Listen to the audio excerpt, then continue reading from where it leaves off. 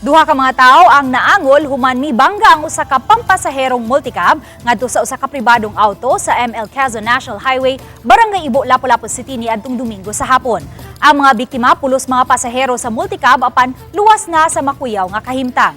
Sa investigasyon sa Lapu-Lapu City Police, pulos nagsubay sa managlahing lane ang duha ka mga sakyanan.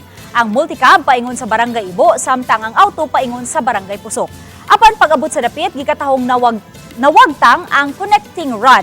Gikan sa manubela paingon sa ligid sa multicab, hinungdan nga naglisod na kini.